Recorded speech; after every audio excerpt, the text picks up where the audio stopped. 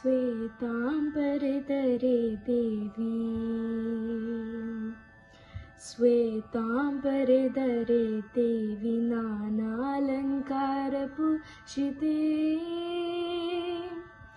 नमस्ते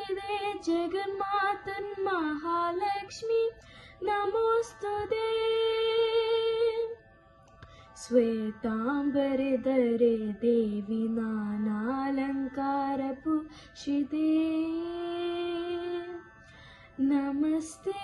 जगन्मातन्महालक्ष्मी नमोस्तुते पद्मासनस्थिते देवी